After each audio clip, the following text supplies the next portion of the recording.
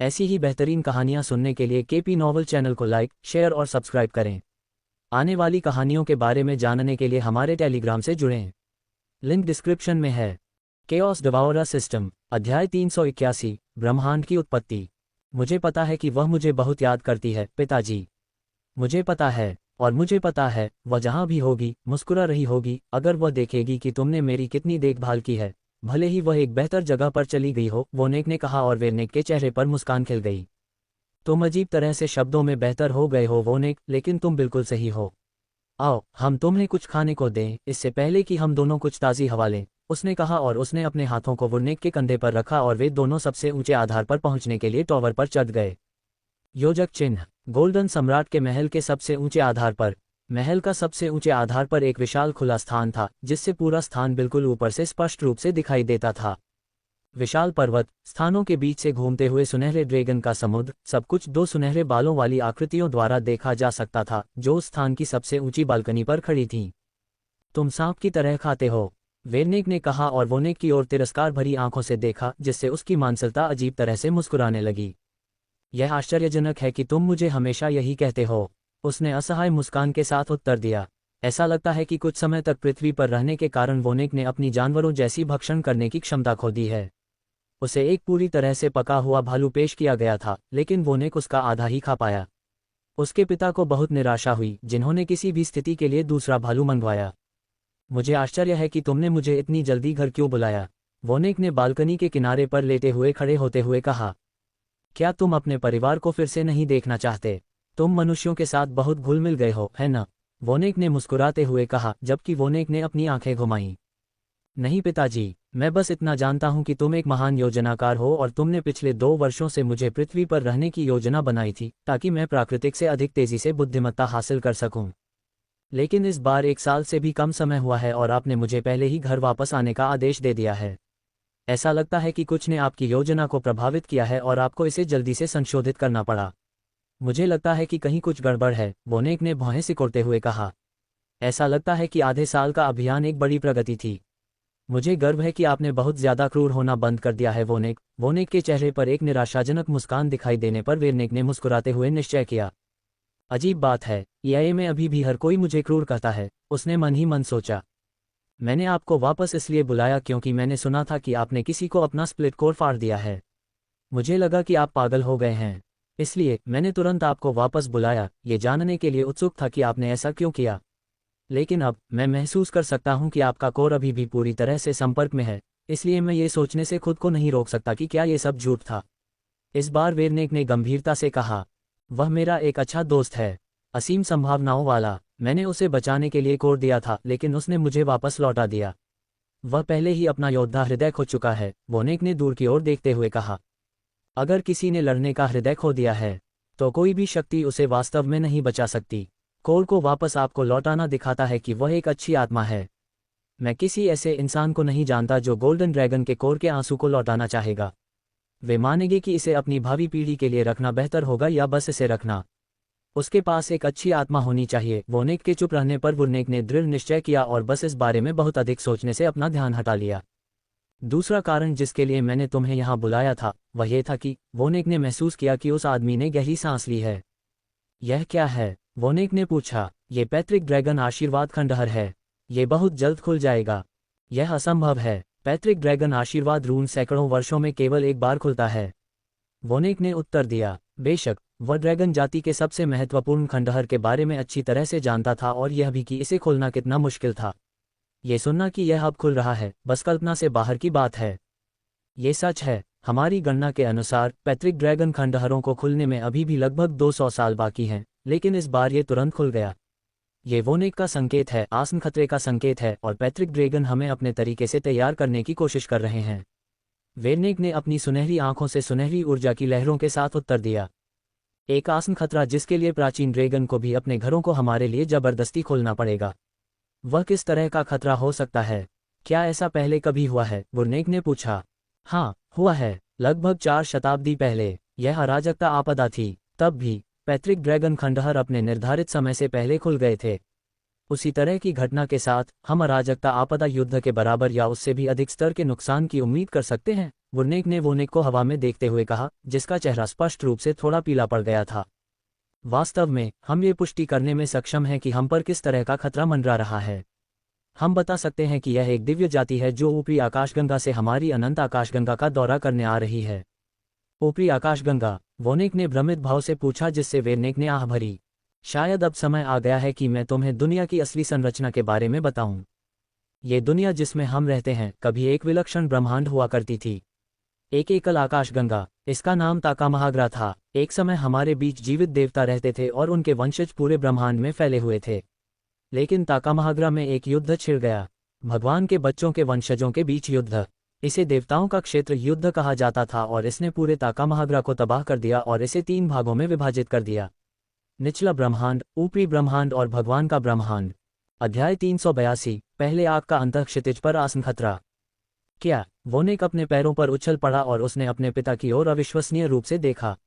दुनिया के बारे में उसका ज्ञान यह है कि वह अनंत आकाशगंगा में रहता था जिसमें सैकड़ों ग्रह और विभिन्न जातियां थीं, लेकिन उनमें से कोई भी ड्रैगन के लिए खतरा नहीं था। और अगर वे होते भी तो वे उसके प्रकोप से बचने के लिए ड्रैगन से दूर चले जाते। अनंत आकाशगंगा के बारे में उसका विचार हमेशा एक ऐसी जगह थी जहां उनका पूर्ण नियंत्रण था, या कम से कम वे खुद को खतरे से बचा सकते थे। अपनी सबसे अजीब कल्पना में भी उसने कभी नहीं सोचा होगा कि पूरी दुनिया कभी एक एकल संपूर्ण थी और वह अनंत आकाशगंगा नहीं थी जिसमें वह मौजूद था। युद्ध के कारण दुनिया 3 भागों में विभाजित हो गई: निचला ब्रह्मांड, ऊपरी ब्रह्मांड और देवताओं का ब्रह्मांड। यह अनंत आकाशगंगा निचले ब्रह्मांड में है। निचले ब्रह्मांड में मौजूद भीड़ में से केवल एक, वोनेक का जबड़ा जमीन पर गिर गया और वोनेक ने समझाया, अनंत आकाशगंगा अपने नाम के अनुरूप ही थी, अनंत। अंत का पता बिल्कुल नहीं था। फिर भी उसके पिता उसे बता रहे थे, यह उन अनगिनत आकाशगंगाओं में से सिर्फ एक थी जो सिर्फ निचले ब्रह्मांड में थी। ऊपरी ब्रह्मांड और निचला ब्रह्मांड दोनों एक दूसरे से अविश्वसनीय रूप से दूर हैं और इनके बीच यात्रा करने का एकमात्र तरीका वर्महोल का उपयोग करना है। कुछ खंडहरों में वर्महोल हैं जो ऊपरी क्षेत्र से जुड़ते हैं। इन रूनों को बनाने के लिए आवश्यक शक्ति आकाशगंगा रैंक चरण से कहीं ज्यादा है। जो लोग ऐसे वर्महोल बना सकते हैं वे आकाशगंगा रैंक चरण से कहीं ज्यादा हैं। हा, यह एक मजाक है, वोनेक ने कहा और वेरनेक को देखकर मजाक में जोर से हंसा। उसके चेहरे पर एक आत्मसंतुष्ट भाव था, लेकिन उसकी मुस्कान उस आदमी को देखकर फीकी पड़ गई जिसके चेहरे पर एक गंभीर भाव था। आमतौर पर ऊपरी ब्रह्मांड से कोई भी व्यक्ति दूर नहीं जाता और निचले ब्रह्मांड में नहीं आता। निचले ब्रह्मांड को बंजर भूमि माना जाता है और इसलिए इसे ऊपरी ब्रह्मांड में रहने वाले लोग छोड़ देते हैं। ये पहली बार है ऊपरी ब्रह्मांड में रहने वाले लोग निचले ब्रह्मांड में हमारे पास आएंगे, वेरनेक ने कहा, जबकि वोनेक ने ठंडी सांस ली। और तुम्हें ये कैसे पता? क्या तुम्हारे पास उनसे बात करने का कोई तरीका है और पता है कि कोई आ रहा है? नहीं, इस घटना की भविष्यवाणी सैकड़ों साल पहले सफेद ड्रैगन ने की थी। अरे, एक भविष्यवाणी? ये सिर्फ एक भविष्यवाणी है। इसके सच में होने की बहुत कम संभावना है, वोनेक ने कहा जैसे ही उसका दिल शांत हुआ। भविष्यवाणी भी यही थी। एक ये है कि निचले ब्रह्मांड पर एक विपत्ति आएगी और यह ऊपरी ब्रह्मांड से होगी। दूसरी यह है कि पैतृक ड्रैगन खंडहर अपने नियत समय से पहले खुल जाएगा। पहली भविष्यवाणी पहले ही पूरी हो चुकी है। बेशक ये तय करना बहुत मुश्किल होगा कि आक्रमणकारी सच में आएंगे या नहीं, लेकिन अगर हम नकारात्मक सोचते हैं और मानते हैं कि ऐसा नहीं होगा तो हम ड्रैगन के रूप में इतने लंबे समय तक जीवित नहीं रह पाएंगे। हमें 100% तैयार रहना होगा, चाहे ऐसा हो या न हो। इसलिए हम अनंत आकाशगंगा की शासक जातियों में से एक हैं। क्या तुम समझते हो, वोनेक? बस मामले में तैयार रहने के लिए। अगर ऐसा होता है तो हम तैयार रहेंगे, अगर ऐसा नहीं होता है तो इसका हम पर नकारात्मक प्रभाव नहीं पड़ेगा। प्रत्येक परिणाम हमें सही होने की ओर ले जाता है। मैं समझता हूँ पिताजी, वोनेक ने उत्तर दिया। अच्छा, लेकिन मैं नहीं समझता। आपने कहा कि ऊपरी ब्रह्मांड शायद ही कभी इस स्थान पर आता है क्योंकि वे इसे कचरा मानते हैं, तो वे इस बार क्यों आएंगे? उनका उद्देश्य क्या है? हम नहीं जानते, लेकिन वे जिस चीज़ के लिए आए हैं वह केवल एक अच्छी चीज़ हो सकती है। अगर यह एक बुरी चीज़ होती तो वे इसे अनदेखा कर देते और हमें इसे स्वयं हल करने देते। इसलिए जो भी उनके ध्यान के योग्य है उसे हमारे पास ही रहना चाहिए, और हम अपनी आखिरी बूंद तक लड़ेंगे ये सुनिश्चित करने के लिए कि यह हमारे पास रहे। वोनेक ने वीरतापूर्वक कहा, लेकिन वोनेक चुप रहा। वोनेक, ये संभवतः एक युद्ध है और हमारे दुश्मन इतनी उन्नत दुनिया से हैं कि इसकी तुलना हमारे साथ करना एक शहर की तुलना बंजर भूमि से करना होगा। यह एक स्वर्ग विनाशक युद्ध और पृथ्वी विनाशक युद्ध होगा। लेकिन निश्चिंत रहें, हम अकेले ही इस युद्ध की तैयारी नहीं कर रहे हैं। यहाँ तक कि मनुष्य भी अजीब तरह से इस घटना से अवगत हैं जो तेजी से हमारी ओर बढ़ रही है। असीम ब्रह्मांड की अन्य जातियां भी युद्ध के लिए तेजी से तैयारी कर रही हैं। वोनेक ने सिर हिलाया तो वुरनेक ने कहा, पैट्रिक, ड्रैगन खंडहर धीरे धीरे खुल रहा है और अन्य ड्रैगन भी जाग रहे हैं। जेड ड्रैगन भी जल्द ही जाग जाएंगे। आप सभी ड्रैगन जातियों की भविष्य की उम्मीद हैं और आप सभी अपनी ताकत बढ़ाने के लिए पैट्रिक ड्रैगन खंडहर के अंदर जाएंगे। वेरनेक ने उससे कहा और वेरनेक के चेहरे पर मुस्कान आ गई। पैट्रिक ड्रैगन खंडहरों के बारे में कहा जाता है कि वे ड्रैगन जाति के इतिहास में सबसे प्राचीन और मूल ड्रैगन जाति को छिपाते हैं। ऐसी जगह पर जाना अपनी जड़ों की ओर लौटने जैसा होगा। ऐसा कोई ड्रैगन नहीं है जो पैट्रिक ड्रैगन के खंडहरों में जाने का मन न करे और वोनेक भी इसमें शामिल था। मैं आपको निराश नहीं करूंगा पिताजी, वोनेक ने कहा, उसकी आंखों में दृढ़ संकल्प चमक रहा था। अच्छा ड्रैगन, वेरनेक ने जवाब दिया और वे दोनों बालकनी से दूर चले गए और वापस महल में चले गए। एक युद्ध तेजी से निचले ब्रह्मांड की ओर बढ़ रहा है और पूरी दुनिया धीरे धीरे तैयारी के चरण में प्रवेश कर रही है। किसी ऐसी चीज की तैयारी करना जिसके कारण के बारे में उन्हें पता भी नहीं है। बिल्कुल अज्ञात की तैयारी करना। अंत धीरे धीरे करीब आ रहा है और एक और युग उज्ज्वल हो रहा है। एएन, बधाई हो, पहला आग पूरा हो गया, एक टाइटन का विकास। दूसरा आग अब शुरू होगा, प्रिय शैतान का आरोहण। आप सभी को बताना चाहता था कि मैं सभी मदद और सभी समर्थन और सभी उपहारों और सभी टिप्पणियों के लिए अविश्वसनीय रूप से आभारी हूं। आप लोग सिर्फ एक उपन्यास नहीं पढ़ रहे हैं, आप किसी के जीवन को बदल रहे हैं और उसे उज्ज्वल बना रहे हैं। अगर आप इसे पढ़ रहे हैं तो बहुत बहुत धन्यवाद। दूसरा आग कल शुरू हो रहा है, 1 मार्च 2024। अध्याय 383, 3 साल बाद। ये रही आपकी किताब। जब वह पीछे मुड़ी तो उसके पीछे से मर्दाना आवाज आए और उसने देखा कि सफ़ेद बालों वाला युवा आदमी उसके सामने किताब पकड़े हुए था। वाह, तुम्हें मिल गई। मैं लगातार 3 बार अलमारियों की जांच करने के बाद भी नहीं ढूंढ पाए। शुक्रिया ज़ेरास, महिला ने एक खूबसूरत मुस्कान के साथ कहा और युवक के हाथों से किताब ले ली। आपका स्वागत है और अपनी किताब पढ़कर अच्छा समय बिताएं, उसने जवाब दिया जब महिला सैकड़ों सैकड़ों किताबों की अलमारियों से भरे हॉल के विशाल घूमने वाले शीशे से बाहर निकली। हो, ज़ेरास ने सांस छोड़ते हुए अपनी आंखों पर हाथ रगड़ा जो उसे दर्द कर रही थीं। यो, ज़ेरास, लगता है तुम इन पुनर्व्यवस्थाओं में मदद कर सकते हो, यह आवाज़ उसे सुनाई दी जब ज़ेरास अपने बाएं हाथ की शेल्फ में से एक की ओर मुड़ा और गंदे भूरे बालों और आंखों वाले मोटे आदमी को देखा जो उसे पिल्ला जैसी आंखों से देख रहा था। तुम्हें वाकई उन चर्बी को थोड़ा कम करना सीखना होगा मिहोंग, ज़ेरास ने खुद से हंसते हुए कहा जब वह मोटे आदमी के पास गया।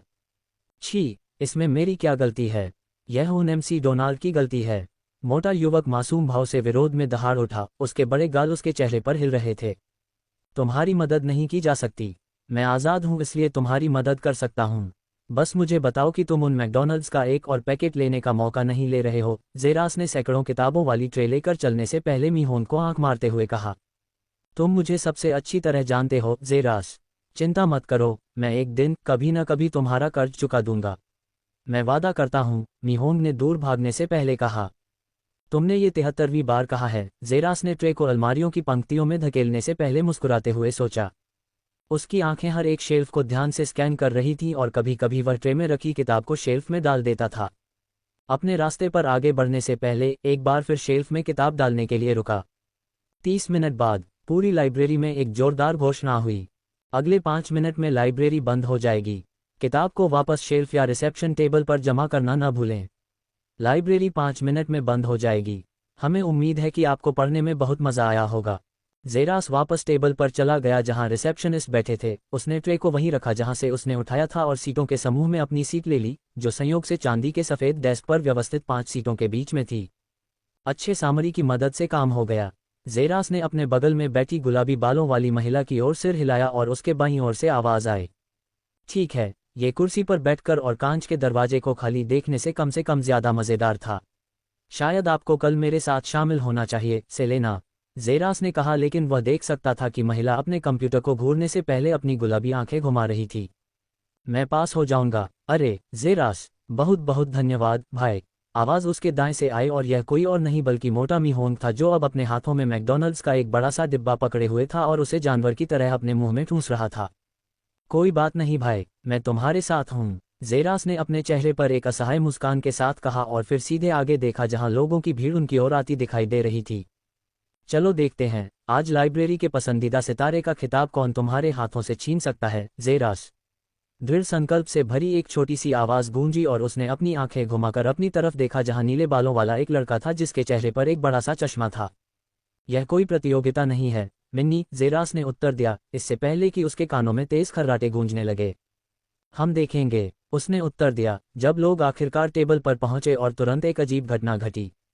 कुल 5 रिसेप्शनिस्ट थे, जिसमें जेरास भी शामिल था, और लाइब्रेरी में लगभग 50 लोग थे जो किताबें लौटाने के लिए उनकी ओर बढ़ रहे थे।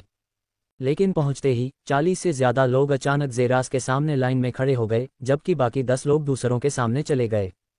जेरास ने अपने सामने बैठी महिला की तरफ देखा और कंप्यूटर चालू किया और टाइप करना शुरू किया। मैं, लड़की ने कहा, लेकिन जेरास ने बीच में ही रोक दिया। डोरा और डोराली के एडवेंचरर्स पढ़ रही हूं, है न? खान ने कहा। महिला के चेहरे पर एक बेहद प्यारी मुस्कान आई और उसने जेरास को किताब थमा दी, जिसने उसे सावधानी से अपने पास रख लिया। हम आपको कल यहाँ देखना चाहते हैं। आपका दिन शुभ हो, उसने कहा जैसे ही महिला चली गई और अगला व्यक्ति उसकी ओर बढ़ा। नमस्ते, मैं माइकल और लॉस्ट गोर्डानो टेल्स पढ़ रहा हूँ। जेरास ने अपनी बात पूरी की। युवक मुस्कुराया और किताब जेरास को थमा दी, जिसने उसे किताब पर व्यवस्थित कर दिया। हम आपको कल यहाँ देखना चाहते हैं और आपका दिन शुभ हो, जेरास ने कहा जब अगला व्यक्ति आया। नमस्ते, मैं हूँ श्रीमती रॉबर्टो और एडवांस मैकेनिकल फिजिक्स कोर्स की किताब पर काम कर रही हूँ, और महिला ने जेरास को किताब भी थमा दी। फिर वही हुआ।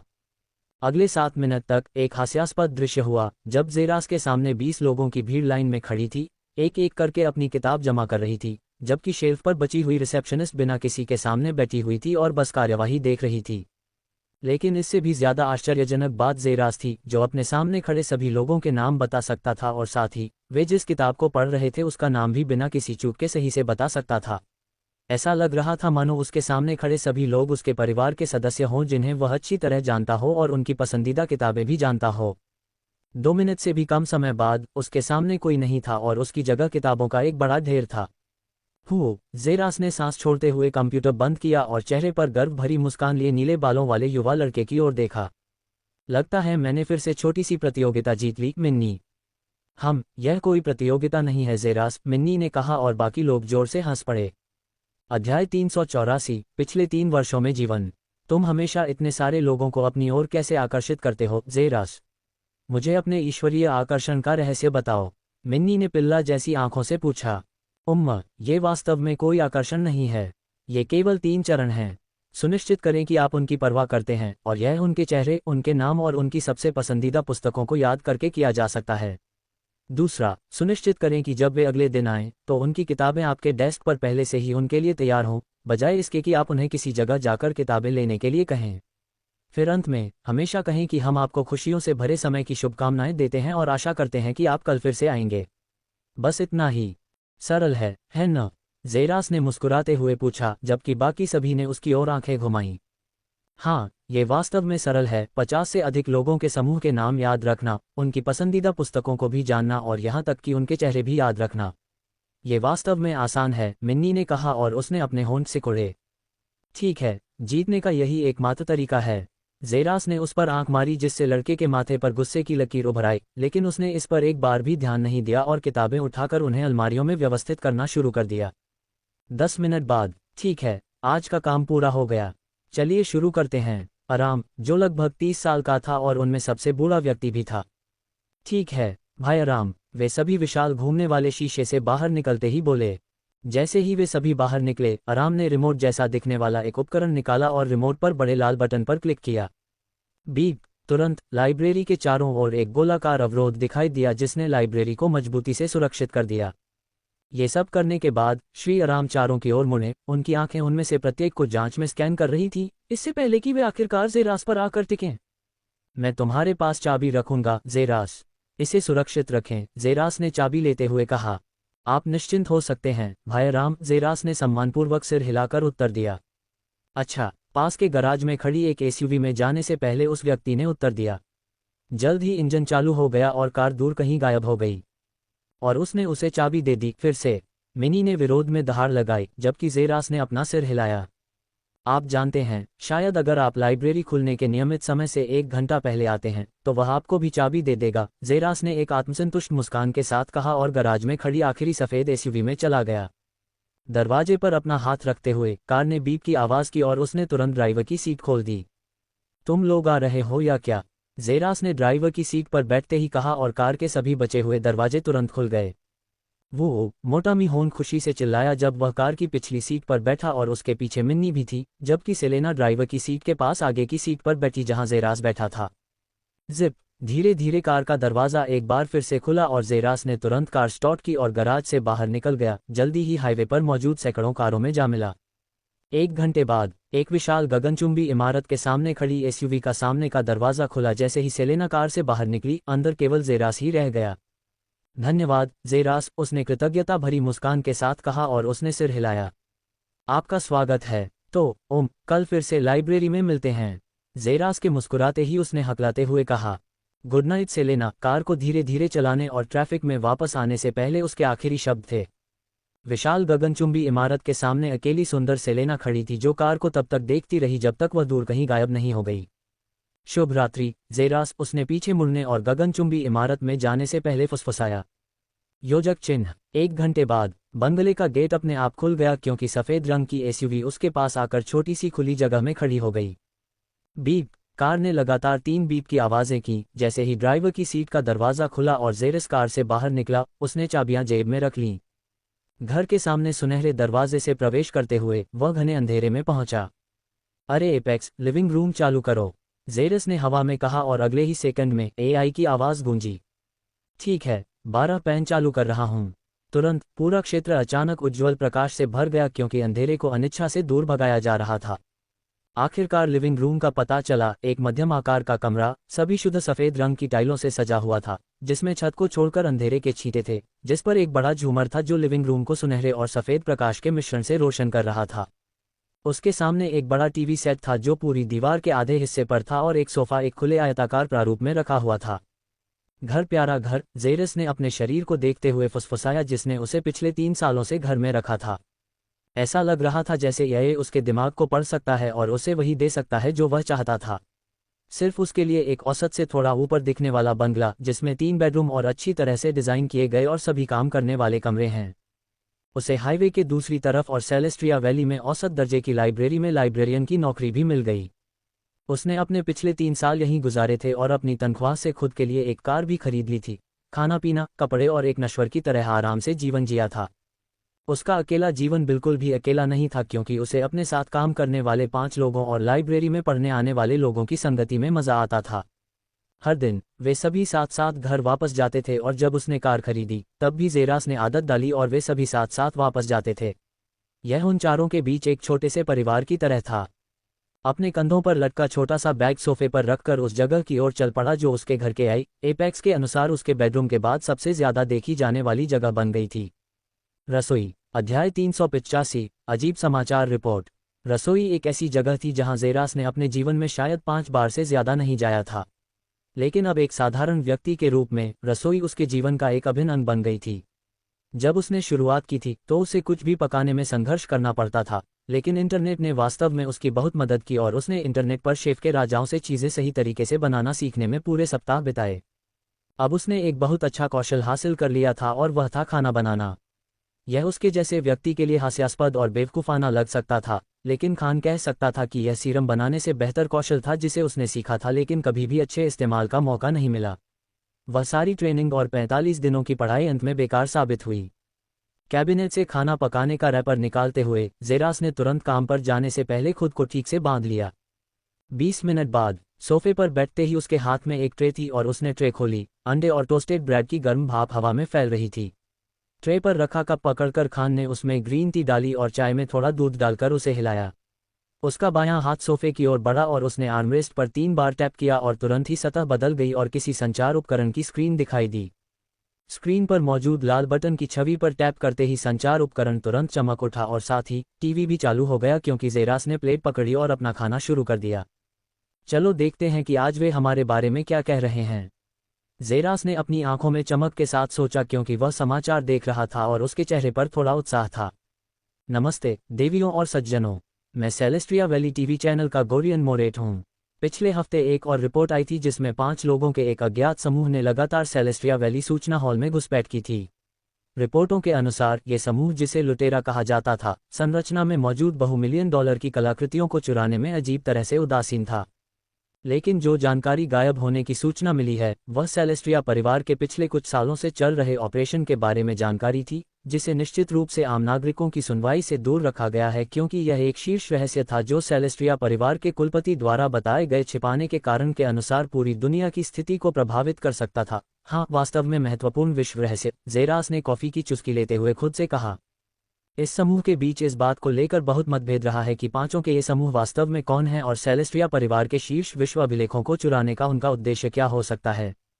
कुछ लोगों ने उन्हें साधारण लुटेरे बताया था जो बहुत ही नापाक गतिविधियों में शामिल होने के लिए केवल शीर्ष विश्व रहस्यों को चुरा रहे थे, जबकि कुछ ने उन्हें बहुत अच्छे गुर्गों के रूप में वर्णित किया था जो सेलेस्ट्रिया परिवार के धूर्त व्यवसायों में मौजूद रहस्यों को उजागर करना चाहते थे।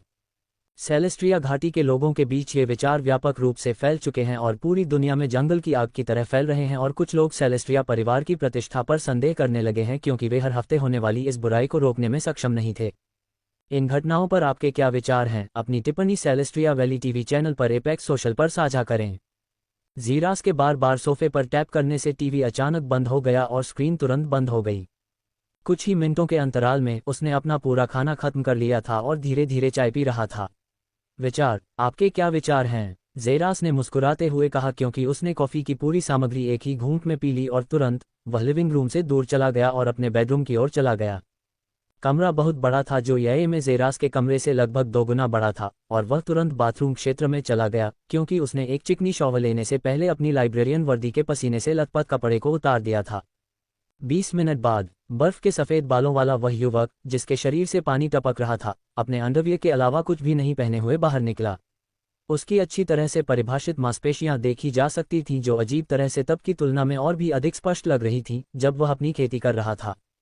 अपने स्वास्थ्य के साथ अपने शरीर को उसकी क्षमता के अनुसार बनाए रखने में सक्षम होने के लिए अविश्वसनीय अनुशासन की आवश्यकता थी जो हर दिन बिगड़ता जा रहा था।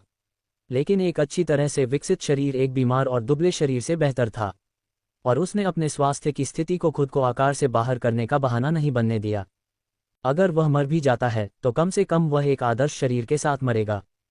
अपनी गर्दन के चारों ओर एक तौलिया लपेटे हुए खान अपनी अलमारी की ओर बढ़ा। उसने विशाल दरवाज़ा खोला और तुरंत उसने सैकड़ों टी शर्ट और पैंट को अलग कर दिया जो हैंगर पर लटके हुए थे। जैसे ही उसने अलमारी के अंदर साधारण दीवार पर अपना हाथ थपथपाया, अगले 10 सेकंड तक कुछ नहीं हुआ, लेकिन जेरास ने धैर्यपूर्वक प्रतीक्षा की और जल्द ही दीवार पर अचानक एक लाल प्रकाश की किरण दिखाई दी जो जेरा की बाईं आंखों पर केंद्रित थी।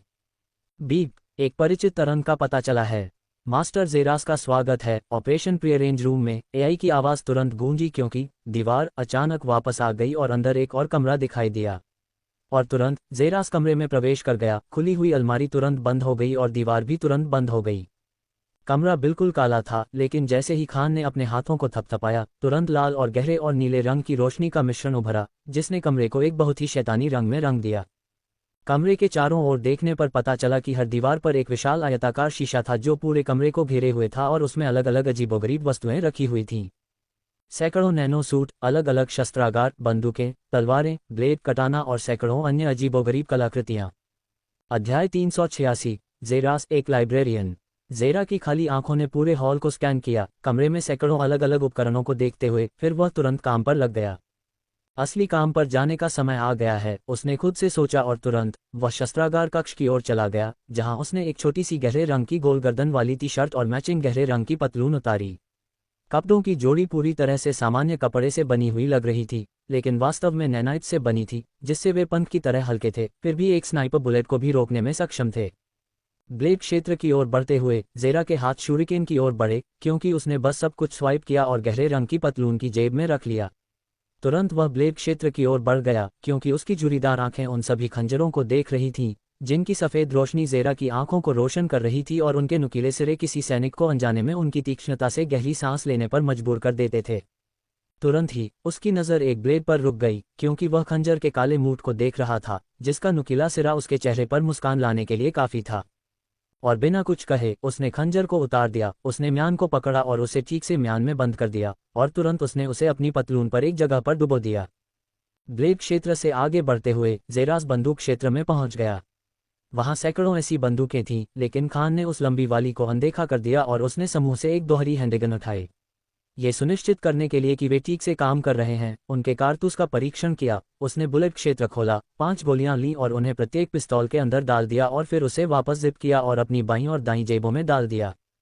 बंदूक क्षेत्र के पीछे कोट क्षेत्र था जहां कुल 5 अलग अलग कोट लटके हुए थे और उसने बस एक गहरे रंग का कोट चुना जो अंधेरे से भी गहरा था और उस पर एक हुडी थी।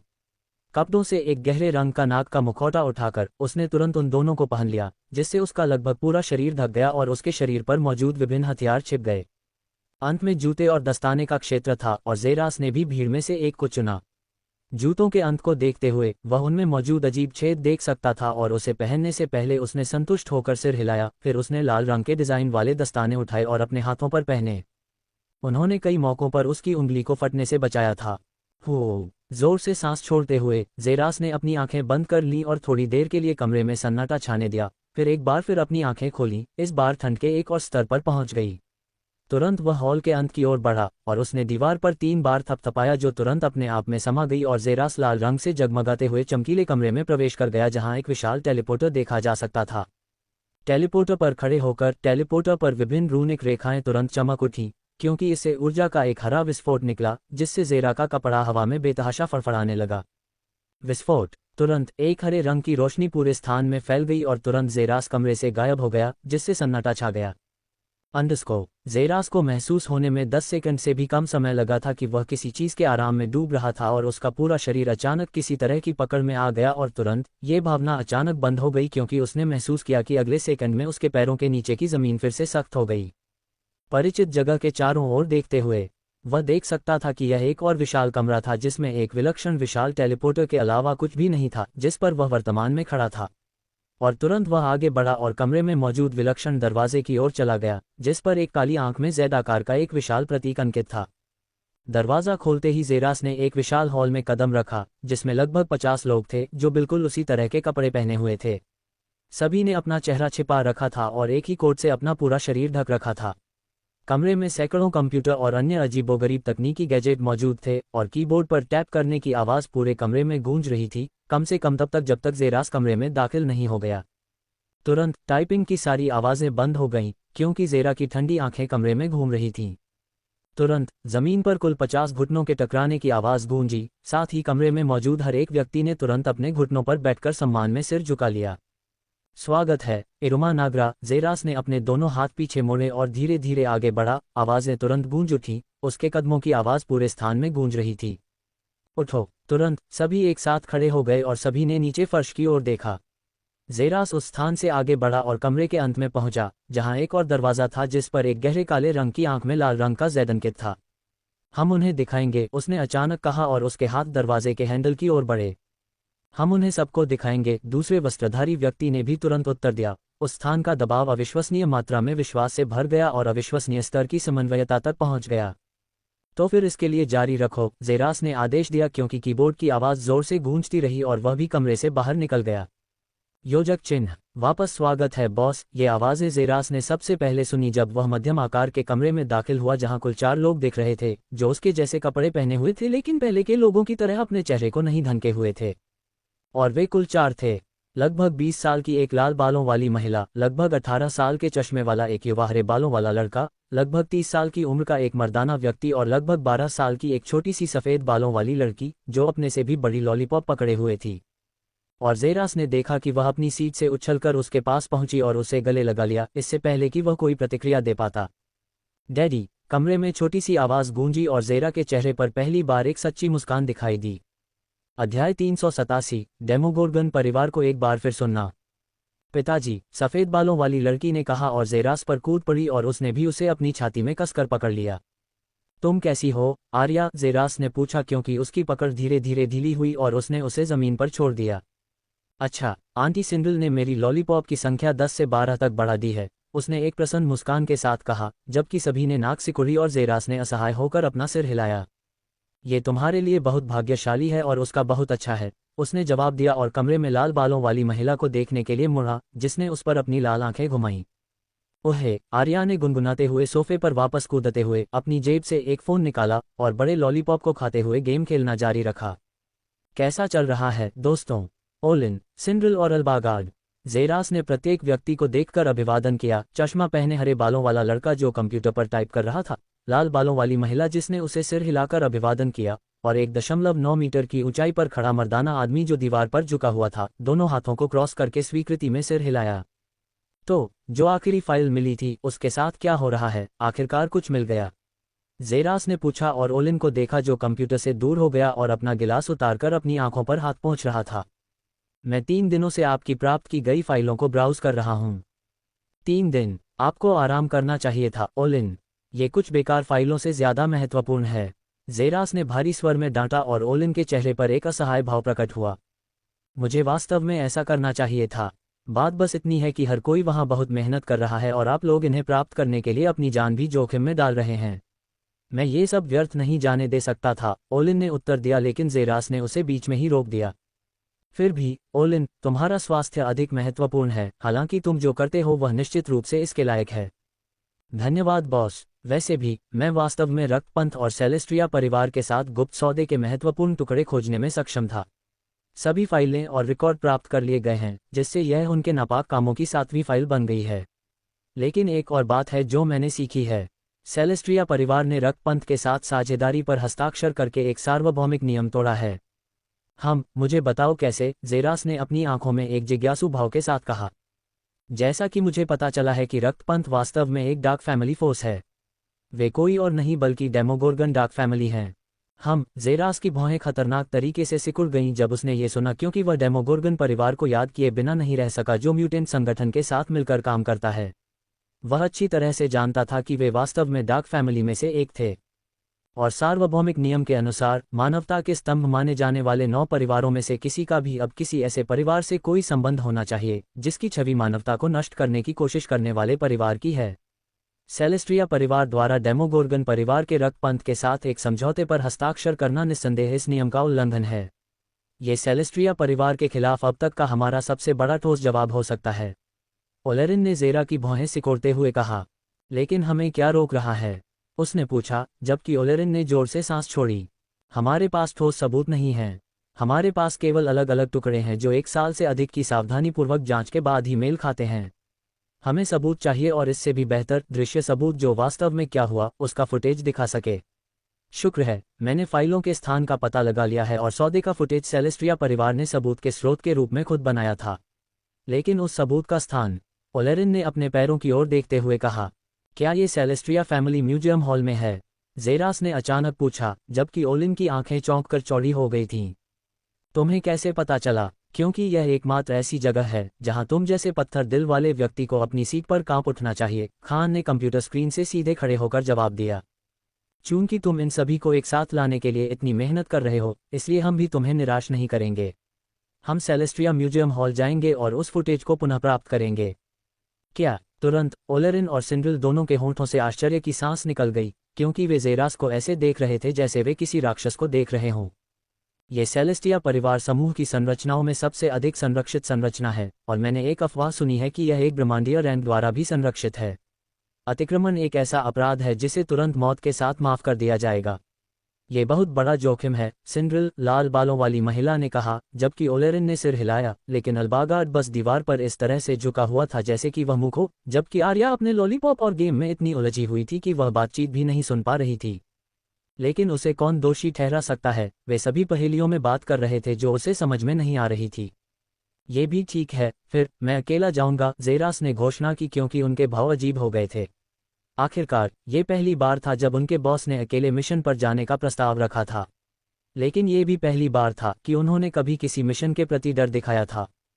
भले ही आप सभी ने जाने की पेशकश की हो, ये बहुत खतरनाक है। हम जितने ज्यादा होंगे उतनी ही असामान्यताएं पैदा होंगी और हमारे लिए खोजे जाना और मारे जाना उतना ही आसान होगा, जेरास ने समझाया, और वे सभी गहरी सोच में अपनी भौहें सिकोड़ रहे थे। अगर किसी ब्रह्मांडीय पद के होने की अफवाह है तो वह अफवाह अब अफवाह नहीं रह जाती अगर इस तरह के अपराध की फुटेज अंदर हो। सेलेस्ट्रिया परिवार मूर्ख नहीं है और निश्चित रूप से यह सुनिश्चित करेगा कि उस जगह की सुरक्षा बहुत ज्यादा हो। और मेरा विश्वास करो, ब्रह्मांडीय पद की धारणा अविश्वसनीय स्तर पर है। मैंने इसे कठिन तरीके से सीखा है, जेरास ने उस दुर्भाग्यपूर्ण घटना को याद करते हुए कहा। तो मैं अकेला जाऊंगा, क्या आप सब समझ रहे हैं? हाँ बॉस। अच्छा, अब ओलिन, मुझे संग्रहालय के अंदर और बाहर के फुटेज दिखाओ। सारे रहस्य सामने आ जाते हैं, छिपे हुए और खुले हुए, गार्ड की स्थिति, उनकी शिफ्ट, उनके जाल, उनकी सुरक्षा चौकियां और उनकी उत्पत्ति और शक्ति स्तर। हाँ बॉस, ओलिन ने जवाब दिया और तुरंत उसने अपने कंप्यूटर पर टाइप करना शुरू कर दिया। अध्याय 388, अंतिम मिशन। इस पर ओलिन ने जवाब दिया और तुरंत कंप्यूटर पर टाइप करना शुरू कर दिया और 3 मिनट से भी कम समय में उसने कंप्यूटर से तार जोड़ा और इसे प्रिंटर पर इनपुट किया। 5 सेकंड बाद जेरस को 5 रिपोर्ट पेपर दिए गए, जिन्होंने एक गहरी सहमति दी क्योंकि उन्होंने सामग्री को जल्दी से स्कैन किया और उनके दिमाग में जगह की मूल सेटिंग उभरी। हो सकता है कि उन्होंने अपनी क्षमताएं खो दी हों, लेकिन अपनी बुद्धिमत्ता कभी नहीं, जो कि वे कहते हैं कि पिछले कुछ वर्षों में और भी बढ़ गई है। यहाँ बॉस, ये ईयरपीस ले लो। एक बार जब आप संग्रहालय हॉल के अंदर पहुंच जाते हैं तो इसे लगाएं और मैं तुरंत आपके पास पहुंचकर आपको जगह के चारों ओर निर्देशित करूंगा, ओलिन ने कहा और उसने जेरस को छोटा सा रिंग दिया जिसने इसे अपनी बाईं बाली के स्थान में डाल दिया। तो मुझे लगता है कि मैं इस मिशन के लिए अभी भी आप पर निर्भर रहूंगा, ओलिन, जेरास ने हॉल से बाहर जाने से पहले युवक के कंधे को कसकर पकड़ते हुए कहा, लेकिन जब उसके पैर अचानक भारी हो गए और वह प्यारी अचाई को देख सकता था, जिसकी आंखें पिल्ला जैसी थीं और वह उसके पैरों से चिपकी हुई थी, तो उसे रुकना पड़ा। इतनी जल्दी चले जा रहे हो, डैडी? अचाई ने कहा और उसके चेहरे पर एक असहाय भाव दिखाई दिया क्योंकि उसके मुंह से तुरंत शब्द निकल गए। एक महत्वपूर्ण व्यापारिक सौदा हुआ। क्या मैं आ सकता हूँ? कृपया, अचाई ने कहा और जेरास ने असहायता से अपना सिर हिलाया। लेकिन मैं वादा करता हूं कि मैं वापस आने के बाद तुम्हें 20 नए लॉलीपॉप दिलवाऊंगा जो तुमने पहले कभी नहीं खाए होंगे, उसने कहा और लड़की ने आखिरकार उसके पैर छोड़ दिए और उसकी कमर को गले लगा लिया। मैं उनका इंतजार करूंगी, वादा, अचाई ने कहा और जेरास आत्मविश्वास से मुस्कुराया। मैं वादा करता हूं। और अंत में वह उसकी सांसों से मुक्त हो गया जब उसने अपने साथियों की ओर देखा और उन सभी ने उसे स्वीकृति का संकेत दिया। हम उन्हें दिखाएंगे, जेरास ने अपनी आंखों में दृढ़ विश्वास के साथ कहा। हम उन्हें सब दिखाएंगे। कमरे में आवाज गूंज उठी जब जेरास शेष 4 को छोड़कर बाहर निकल गया। इस बार मिशन बहुत खतरनाक है। तुम क्या सोचते हो, ओलिन? लाल बालों वाली महिला सिंडील ने युवा हरे बालों वाले लड़के से पूछा। मैंने भी उसे पहले कभी असफल होते नहीं देखा, लड़के ने अपने डिवाइस पर टाइप करना जारी रखते हुए संक्षिप्त रूप से उत्तर दिया और कमरे में एक बार फिर सन्नाटा छा गया। सेलेस्ट्रिया फैमिली म्यूजियम हॉल, सेलेस्ट्रिया घाटी के सबसे निर्देशित क्षेत्रों में से एक। न केवल यह वह स्थान था जहां प्राचीन अवशेष और खजाने थे जिनकी कीमत अरबों सितारा सिक्कों तक पहुंच सकती थी, इसमें एक भंडारण क्षेत्र भी है जहां पूरे सेलेस्ट्रिया घाटी में होने वाली सबसे महत्वपूर्ण खबरों और फुटेज में से एक को आमतौर पर रखा जाता था और इसमें सेलेस्ट्रिया परिवार की खबरें भी शामिल थीं। इस संरचना में अतिक्रमण करने से तत्काल मृत्यु हो सकती थी, जिसके खिलाफ बहस या विरोध नहीं किया जा सकता था। यह उन सार्वभौमिक नियमों में से एक था जिसे सेलेस्ट्रिया परिवार द्वारा प्रमाणित किया गया था, ठीक वैसे ही जैसे वर्डस्पेस परिवार का सार्वभौमिक नियम है कि अंतरिक्ष दानव प्रतीत होने वाले किसी भी व्यक्ति को मारने में सक्षम होना। एक इमारत पर, जो शेष संरचना के ऊपर स्थित विशाल संरचना से कुछ किलोमीटर दूर थी, अंधेरे में सिर से पैर तक ढका हुआ एक व्यक्ति चुपचाप बैठा था। उसके सिर में कागज की चादरें थीं जिन्हें उसने अपनी आंखों के सामने रखा था, जो उसके वस्त्रों के माध्यम से दिखाई दे रही थीं। बाईं ओर एक अजीब अंधेरा और दाईं ओर नीला। जेरस चुपचाप छत पर बैठा था। हवा धीरे धीरे उसके वस्त्रों को उड़ा रही थी क्योंकि वह धैर्यपूर्वक ओलिन द्वारा उसे दी गई हर एक मुद्रित फाइल को पढ़ रहा था, 5 बार पढ़कर हर एक जानकारी को समझना सुनिश्चित कर रहा था। जेरास ने अपने पिछले मिशन में कभी भी बहुत ज्यादा मार्गदर्शन नहीं किया था, लेकिन अपनी साधना का आधार खोने के बाद असुरक्षा की भावना बहरेपन के स्तर पर पहुंच गई थी और सुरक्षा का कोई भी कण हासिल करने का एकमात्र तरीका मिशन के बारे में हर एक बिंदु को समझना और अपनी योजनाओं की अच्छी तरह से समीक्षा करना था। इतना ही नहीं, उसे यह सुनिश्चित करना था कि योजना यथासंभव लचीली हो, और अपनी साधना खोने से उसे यह सीख मिली थी कि जब भी वह किसी मिशन पर निकले तो उसे अपने दुश्मन की तरह सोचना चाहिए। अब वह हर एक रास्ते पर विचार करता है, उसका दुश्मन उसकी प्रगति को रोक सकता है और अपने दुश्मन के इलाके में घुसने का फैसला करने से पहले ही वह उसका समाधान ढूंढ लेता है। संक्षेप में, वह आखिरकार अपने शब्दकोश में सावधान शब्द जोड़ने के लिए आ गया था। अब मैं समझ गया, जेरास ने खुद से सोचा क्योंकि वह दूरी में विशाल संरचना को देख रहा था। अब इमारत कुछ अजीबोगरीब कांच से बनी एक विशाल संरचना थी, लेकिन सुरक्षा गार्ड और अलग अलग कैमरों के साथ एक विस्तृत खुला ब्लॉक था जो जगह के चारों ओर अपनी स्थिति बनाए हुए था। मुझे जो चाहिए वह 5वीं मंजिल पर है और वहां पहुंचने के लिए मुझे 3 स्तरों की सुरक्षा को पार करना होगा। पहले 2 स्तरों का ख्याल मेरे विशेष नैनो सूट का उपयोग करके रखा जा सकता है, लेकिन आखिरी स्तर पर यह बहुत खूनी होगा। साथ ही फाइल ले जाने से अलार्म बज सकता है और मुझे उल्का रैंक पर निचले प्राणी और ब्रह्मांडीय रैंक पर उच्चतम प्राणी के गार्ड के माध्यम से लड़ना होगा। यह मुश्किल होगा, जेरस ने भौहें सिकोड़ते हुए खुद से सोचा। तुरंत उसने अपने हाथों को अपनी जेबों में डाला और एक सिगरेट और एक लाइटर निकाला। चमक चमक, जेरस ने सिगार को अपने होठों पर रखा और उसे जलाया तो प्रकाश की चिंगारी दिखाई दी। कुछ सेकंड बाद धुआं निकलने लगा। हाँ, जोर से सांस छोड़ते हुए उसका बेकाबू धड़कता हुआ दिल आखिरकार शांत हो गया, क्योंकि उसने अपने सामने कागजों को जलाया और हवा से उड़ते हुए राख में बदल दिया। मैं ये करूंगा। नया क्वेस्ट हासिल किया। रक्तपंथ के साथ सेलेस्ट्रिया परिवार की फुटेज प्राप्त करें। इनाम 1500 XP। हम 1500 XP। तो इसका मतलब है, हाँ, होस्ट आखिरकार लेवल 19 को पूरा करेगा और इस मिशन को पूरा करने के बाद लेवल 20 पर पहुंच जाएगा। मेरा आखिरी मिशन है ना? जेरास ने एक मजाकिया मुस्कान के साथ सोचा, क्योंकि उसने सिगार को छत से नीचे फेंकने से पहले उसे चूसा। काम पर जाने का समय आ गया है। और तुरंत उसका शरीर अचानक जमीन पर छाया में डूब गया, क्योंकि वह संग्रहालय के करीब पहुंचते हुए तेजी से आगे बढ़ा।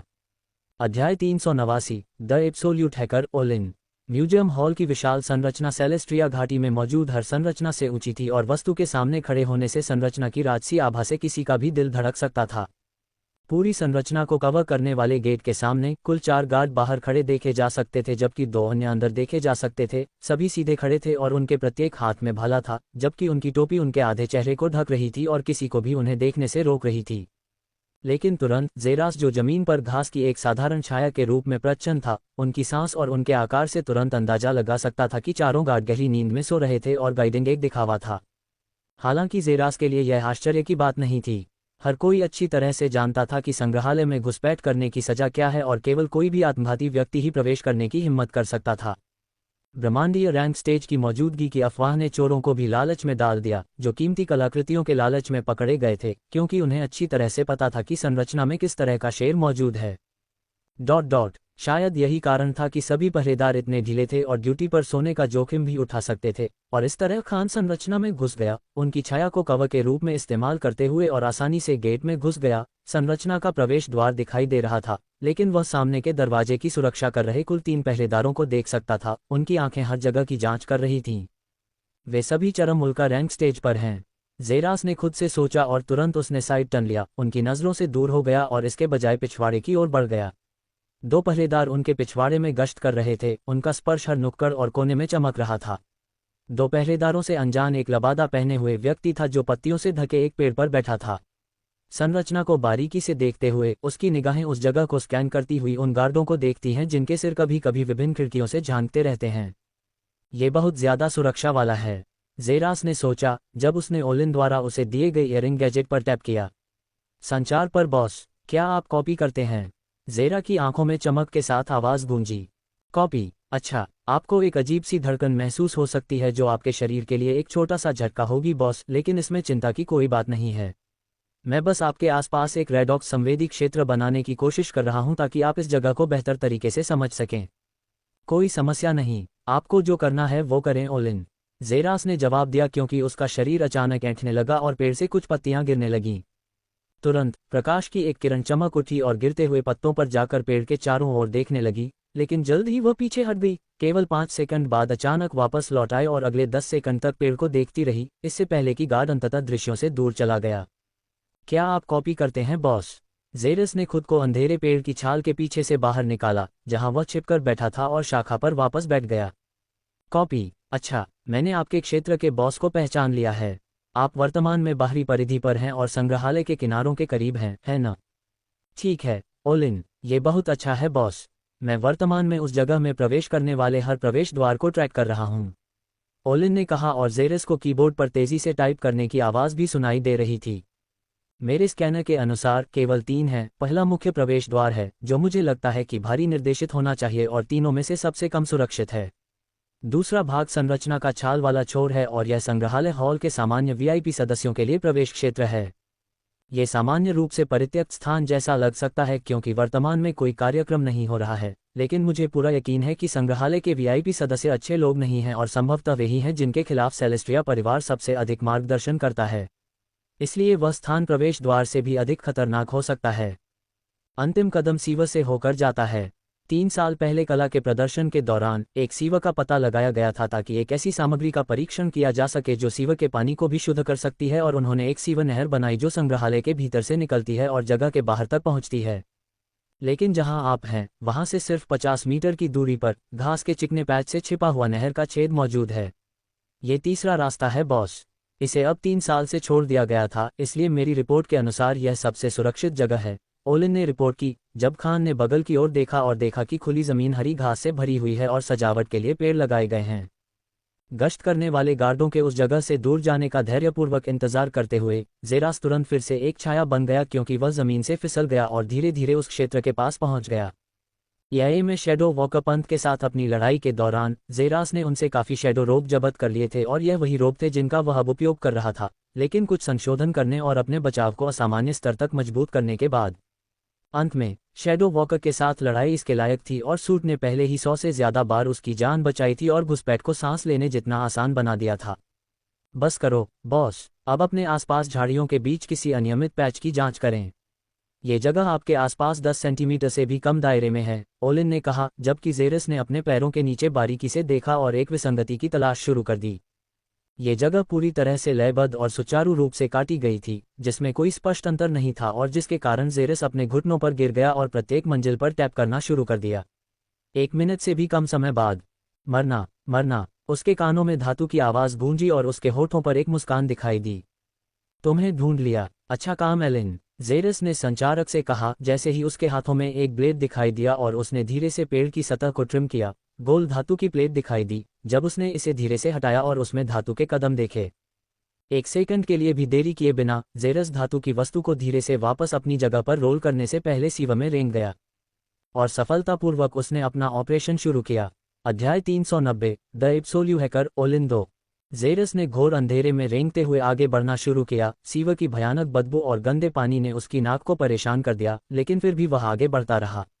वह इससे भी बदतर हालात से गुजर चुका था। वह जितनी दूर तक रेंगता रहा था, उसे देखते हुए जेरस को अभी पता चल गया था कि उसे पहले से ही म्यूजियम हॉल के नीचे होना चाहिए था। अब उसे बस किसी तरह के छेद की ज़रूरत थी जिससे वह बाहर निकल सके, और उसने ज़्यादा देर तक इंतजार नहीं किया और जेरस को जल्द ही एक छेद मिल गया और उसके कान धातु की प्लेट पर झुक गए ताकि कोई आवाज़ न सुनाई दे। उसने तुरंत अपने कान लगाते ही पैरों की आवाज़ सुनी और ये देखकर कि वह कैसे आगे बढ़ रहा था, उसे लगा कि कुल मिलाकर 2 गार्ड आगे बढ़ रहे थे, लेकिन धीरे धीरे गार्ड दूर चले गए और तुरंत जेरा के हाथों ने धातु के आवरण को धक्का देकर खोल दिया और वह तुरंत छेद से बाहर निकल गया। वह जहां था वहां चारों ओर देखने पर यह एक छोटी सी बालकनी जैसी खुली जगह थी जो एक लंबे गलियारे के अंत में थी, और पूरा रास्ता बहुत साफ था सिवाय 2 गार्डों की पीठ के जो धीरे धीरे दूर जा रहे थे। उसके लिए गंध बहुत बुरी थी और कोई भी उसे गंध से आसानी से पहचान सकता था। तुरंत जेरा के हाथों ने उसके लबादे के एक बटन को कसकर दबाया। तुरंत नैनाइट जिससे लबादा बना था बहुत स्पष्ट दिखाई देने लगा, क्योंकि वे सभी अचानक लहराने लगे। तुरंत ही उसका लबादा पूरी तरह से गंदगी और मैल से साफ हो गया और जेब फूल गई। अपने हाथों को उसमें डुबाने पर वह पहले से ही बड़े नायलॉन बैग को देख सकता था जिसमें शुरू में लबादे पर गंदगी थी। अगर यह सब फर्श पर गिर जाता तो सिरदर्द हो जाता। बहुत बहुत धन्यवाद सिंडिल, जेरा ने सोचा और तुरंत ही उसके कानों में आवाज़ गूंजी। अब आप बेस के अंदर हैं और पहली मंजिल पर हैं, है ना बॉस? ओलिन की छोटी सी आवाज़ गूंजी। हाँ ओलिन, तो मुझे फुटेज प्राप्त करने के लिए 4थी मंजिल पर जाना होगा, है ना? हाँ बूस, और ऐसा करने के केवल 2 तरीके हैं, सीढ़ियाँ और लिफ्ट। हाँ बॉस, यह आसान होगा। यह आसान नहीं होगा। सीढ़ियों पर नियमित अंतराल पर गार्ड होंगे और भले ही मैं उनकी छाया में डूब जाऊं, फिर भी अगर मैं बहुत करीब आ जाऊं तो वे मुझे देख पाएंगे। दूसरा रास्ता लिफ्ट है, लेकिन हर प्रवेश और निकास पर गार्ड होंगे, जेरास ने सोचा और धीरे धीरे आगे बढ़ते हुए अपने दिमाग में एक योजना तैयार की। मुझे कोई रास्ता ढूंढना होगा, जेरास ने तुरंत अपना ध्यान ओलिन की ओर केंद्रित करने से पहले सोचा। अरे ओलिन, हाँ बॉस, क्या आप पहली से 4थी मंजिल तक लिफ्ट की शक्ति का पता लगाने की कोशिश कर सकते हैं? हाँ हो गया, यह बाएं कोने में है, बस 5 कमरे बाद, ओलिन ने जवाब दिया और जेरास तुरंत आगे बढ़ गया। जैसे ही उसने अपना रास्ता बदला, हर प्रवेश और निकास द्वार पर गार्ड खड़े हो गए और सीढ़ियों पर वास्तव में हर 10 कदम पर 2 गार्ड खड़े थे। मैं किसी ऐसे राक्षस के बारे में नहीं सोच सकता जो उस सुरक्षा को पार कर सके, जेरास ने खुद से कहा, क्योंकि वह गश्त कर रहे गार्ड की छाया का पीछा करता रहा और दूसरे गार्ड की नज़रों से बचता रहा और जल्द ही वह लिफ्ट संचालन कक्ष के बड़े धातु के दरवाजे पर पहुंच गया। दरवाज़ा अविश्वसनीय रूप से मोटा था और निस्संदेह बंद भी था। जेरास यह इसलिए कह सकता था क्योंकि उस पर गार्ड की कोई निगरानी नहीं थी, लेकिन फिर भी उसके नीचे एक छोटा सा छेद था और जेरास दरवाजे के भीतर मौजूद एक वस्तु की छाया में फिसल गया जो बाहर दिख रही थी, और तुरंत उसने खुद को सैकड़ों तारों और स्विचों के सामने पाया। आखिर उनके पास कितनी सारी लिफ्टें हैं, जेरास ने खुद से सोचा, लेकिन वह अभी भी आसानी से पेचीदगियों को समझने में सक्षम था और तुरंत उसने अपनी घड़ी का एप्लीकेशन खोला, जगह के अंदर एक कॉर्ड वायर पकड़ा और तुरंत कमरे में मौजूद एक और बड़ी मशीन से उसे अपनी घड़ी में प्लग कर दिया। 10 सेकंड से भी कम समय बाद घड़ी पर डन टैब दिखाई दिया और जेरास ने तुरंत अजीब अक्षरों और प्रतीकों की नकल करना शुरू कर दिया। अरे ओलिन, हाँ बॉस, मैं तुम्हें लिफ्टों का कोड भेज रहा हूँ, इसे एक साथ जोड़ो और मेरे लिए उनके लिए एक कंट्रोलिंग ऐप बनाओ, जेरास ने आदेश दिया और तुरंत उसने अपनी घड़ी के माध्यम से फाइलें ओलिन को भेज दी। प्राप्त हो गई बॉस, इसमें 2 मिनट लगेंगे, अपना समय लो ओलिन, जेरास ने थके हुए एक कुर्सी पर बैठते हुए जवाब दिया। रोब की छाया डूबने की क्षमता का उपयोग करना एक स्वचालित विशेषता नहीं थी, बल्कि एक ऊर्जा आधारित विशेषता थी। जितना अधिक वह इसका उपयोग करता है, उतनी ही अधिक ऊर्जा उससे दूर चली जाती है। हालांकि एक जागरूक व्यक्ति के लिए ऊर्जा पर विचार करने लायक भी नहीं थी। जेरास के लिए ऊर्जा बहुत थकाऊ थी। 4 मिनट बाद सब हो गया बॉस। जैसे ही उसकी घड़ी की स्क्रीन चमकी और वह तुरंत नया एप्लीकेशन देख सकता था, उसके शब्द गूंज उठे। हर लिफ्ट में उसके खुलने और बंद होने के बटन होते थे और उसका उपयोग करके जेरास शारीरिक रूप से संपर्क में आए बिना आसानी से लिफ्ट को खोलने के लिए नियंत्रित कर सकता था। जेरास ने जोर से सांस छोड़ी और तुरंत ही उसने बटनों को अनियमित रूप से क्लिक करना शुरू कर दिया और तुरंत बाहर निकल गया, अपने छाया रूप में कमरे। लिफ्ट के लिए जिम्मेदार गार्ड अचानक सतर्क हो गए जब उन्होंने महसूस किया कि लिफ्ट अचानक खुल गई है। इससे पहले कि यह पूरी तरह से खुल भी पाती, दीवार से टकराने वाली क्षमता की आवाज़ हर मंजिल से गूंज उठी और उन्होंने तुरंत अपनी सभी क्षमताओं को लिफ्ट में फेंक दिया।